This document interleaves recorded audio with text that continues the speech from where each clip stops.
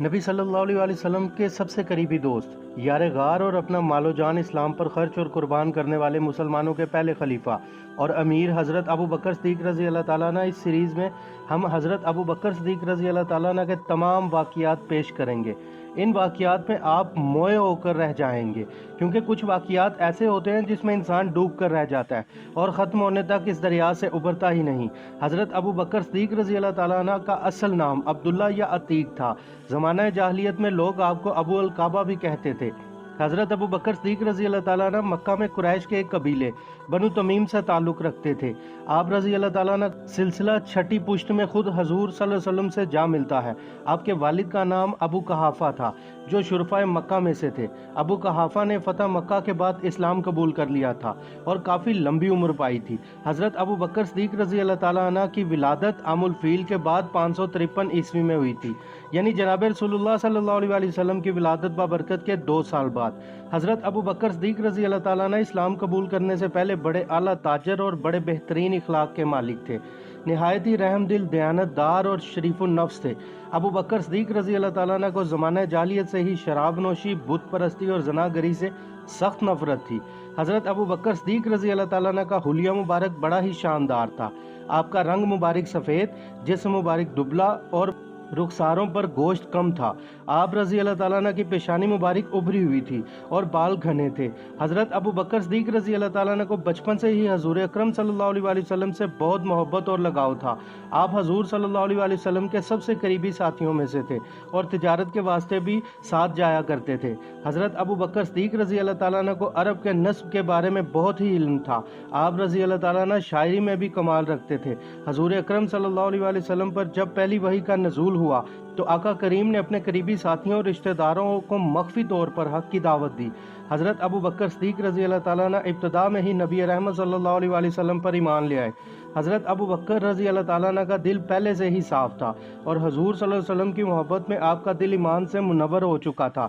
حضرت ابو بکر صدیق رضی اللہ تعالیٰ عنہ نے مسلمان ہوتے ہی اسلام کی اشاعت کے لیے جدوجہد شروع کر دی۔ آپ کی دعوت پر حضرت عثمان، حضرت زبیر، عبد الرحمن بن عوف اور سعد بن ابی وقاص رضی اللہ تعالیٰ عنہ جیسے بڑی شخصیت دائرہ اسلام میں داخل ہو گئے۔ حضرت ابو بکر رضی اللہ تعالیٰ عنہ انتہائی رقیق القلب تھے۔ جب بھی قرآن کی تلاوت فرماتے بے تحاشا روتے، اپنا زیادہ وقت حضور صلی اللہ علیہ وسلم کی خدمت میں گزارا کرتے۔ آقا کریم صلی اللہ علیہ وسلم نے 13 سال تک مکہ میں دعوت اسلام کا سلسلہ جاری رکھا۔ اس دوران کفار مکہ نے ہر طرح کے ظلم کے پہاڑ توڑے۔ اس سخت دقت میں حضرت ابو بکر رضی اللہ تعالیٰ عنہ نے اپنی جان، مال، رائے، مشورے ہر حیثیت سے نبی کریم صلی اللہ علیہ وسلم کی خدمت کی۔ حضرت ابو بکر رضی اللہ تعالیٰ عنہ مظلوم بے کسوں کے لیے مسیحا تھے۔ روایت ہے جب امیہ بن خلف کے غلام حضرت بلال رضی اللہ تعالیٰ عنہ نے اسلام قبول کیا تو امیہ غصے سے پاگل ہو گیا۔ اس بدبخت نے حضرت بلال رضی اللہ تعالیٰ عنہ کو کڑی سزائیں دینا شروع کر دیں۔ ایک روز اس نے حضرت بلال رضی اللہ تعالیٰ عنہ کو تپتی دھوپ میں ننگے جسم زمین پر لٹا کر اور انتہائی بھاری پتھر رکھ دیا اور آپ کو کوڑے مارنے لگا۔ اہل مکہ بھیڑ لگائے یہ نظارہ دیکھ رہے تھے اور تماشا دیکھ رہے تھے۔ وہاں حضرت ابو بکر صدیق رضی اللہ تعالیٰ عنہ بھی موجود تھے۔ آپ سے یہ دل خراش منظر دیکھا نہ گیا۔ جناب ابو بکر رضی اللہ تعالیٰ عنہ امیہ کے پاس تشریف لے گئے اور اسے فرمایا، اگر وہ ایک خدا پر ایمان رکھتا ہے تو اس میں تمہارا کیا نقصان ہے؟ تم اس طرح اس پر ظلم تو نہ کرو۔ تو امیہ نے کہا، اگر تم اس کالے غلام کے اتنے ہی خیر خواہ ہو تو اسے خرید کیوں نہیں لیتے؟ ابو بکر رضی اللہ تعالیٰ عنہ نے فوراً 1 دینار سے بھری تھیلی امیہ کی طرف بڑھا دی اور حضرت بلال حبشی رضی اللہ تعالیٰ عنہ کو خرید لیا۔ جب اس بات کی خبر ہادی عالم کو پتہ چلی تو حضور اکرم صلی اللہ علیہ وسلم خوش ہوئے۔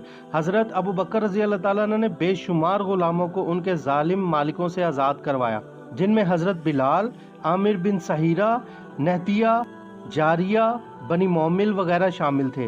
حضرت ابو بکر رضی اللہ تعالیٰ عنہ کو نبی صلی اللہ علیہ وسلم سے بے پناہ محبت تھی۔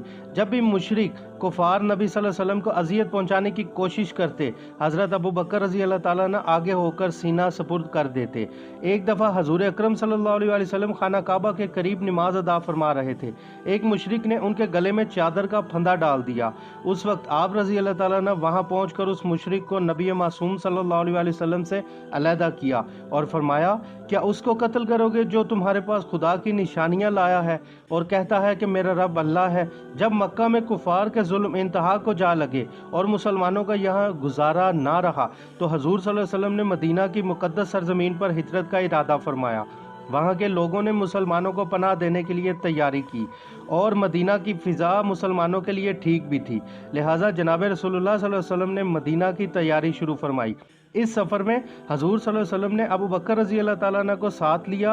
हज़रत अबू बकर रज़ी अल्लाह ताला अन्हु ने पहले ही 2 ऊँट तैयार कर लिए थे, एक पर आका करीम सल्लल्लाहु अलैहि वसल्लम सवार हुए और एक पर आप रज़ी अल्लाह ताला अन्हु खुद सवार हुए और मदीने के लिए रवानगी फरमाई। मक्का की सरहद पार करने के बाद जब गारे सौर पहुंचे और यहाँ आराम का इरादा फरमाया, गारे सौर में हजूर सल्लल्लाहु अलैहि वसल्लम अपने गारे यार और रफ़ीक के जानों पर सर अक़दस मुबारक रख कर सो गए। इत्तफाक इस हालत में एक सुराख से एक जहरीले सांप ने सर निकाला।